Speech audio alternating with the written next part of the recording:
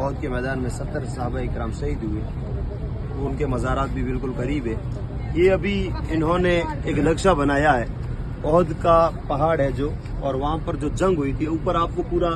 جبل احد وہ پہاڑ کی ڈیزائن بنائی ہوئی ہے، اور یہ گرین والا ہے، یہ مسلمانوں کا لشکر، یہ مدینہ ادھر مدینہ سے یہ لشکر نکلا، یہ جبل الرماد جہاں رسول اللہ صلی اللہ علیہ وسلم نے 70 صحابہ اکرام کی ٹیم کھڑی کی تھی تیر چلانے کے لیے وہاں پر، اور یہ ادھر سے کفار کا لشکر ہے، کفار مکہ اور عرب کے سارے کفار مل کے آئے۔ ایک اس میں بڑا پوائنٹ یہ ہے کہ کچھ لوگ تھے جو رسول اللہ صلی اللہ علیہ وسلم کے ساتھ نمازیں پڑھتے، روزے رکھتے، داڑیاں رکھتے، زکاتیں دیتے، حج کرتے، سب تھے، کلمہ پڑھتے، لا الہ محمد رسول اللہ سب پڑھتے، لیکن جب جہاد کی باری آئی تو انہوں نے مسلمان یوں سیدھا جنگ میں نکلے اور انہوں نے یو ٹرن لیا۔ یہ منافق لوگ، یہ رجوع المنافقین، منافق لوگ واپس بھاگ گئے،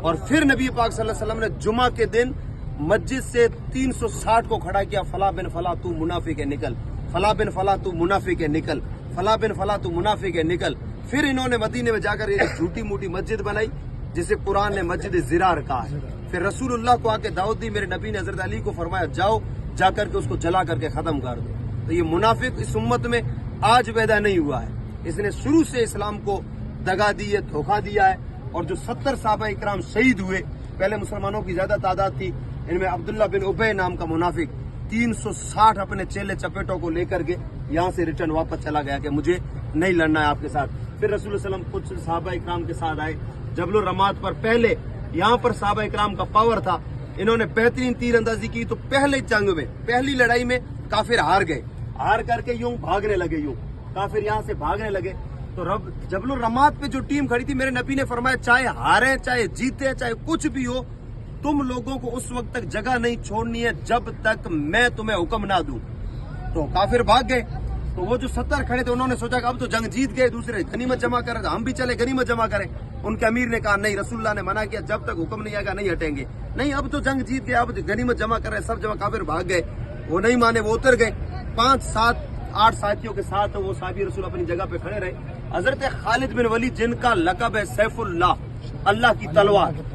ہے نا، اللہ کی تلوار۔ ایک مثال دیتا ہوں، کسی کرکٹ کی ٹیم، فٹ بال کی ٹیم ہے، رونالڈو میسی کو لے لیں، کرکٹ میں کوہلی کو لے لیں، سامنے والی ٹیم کے کوہلی ساتھ ہے تو وہ ٹیم جیت گئی، رونالڈو ہے تو وہ ٹیم جیت گئی۔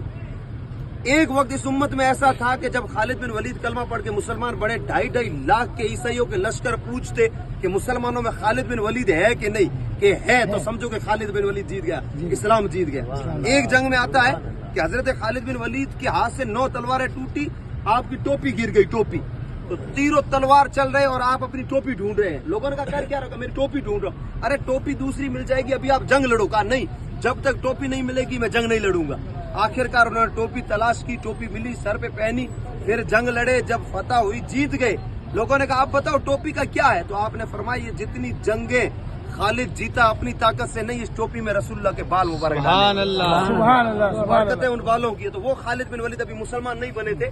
یہاں سے جب صحابہ اکرام کی ٹیم ہٹی تو حضرت خالد بن ولید چھپ کر کے دیکھ رہے تھے، وہ وہاں سے اپنی ٹیم کو واپس لے کر کے آئے اور ان پر حملہ کیا، سخت ترین حملہ ہوا، ان کو شہید کر دیا۔ پھر مسلمان جو غنیمت جمع کر رہے تھے، اچانک آگے پیچھے دونوں طرف سے حملہ ہوا تو کچھ مسلمان ادھر ادھر ہو گئے، پھر نبی پاک صلی اللہ تعالی علیہ وسلم پر سخت ترین حملہ ہوا۔ حدیثوں میں آتا ہے کہ نبی پاک صلی اللہ علیہ وسلم کے دانت مبارک اس جنگ کے اندر شہید ہوئے، اور یہ اسی پہاڑ بھیا وہ غار کا کون سی جگہ پر ہے،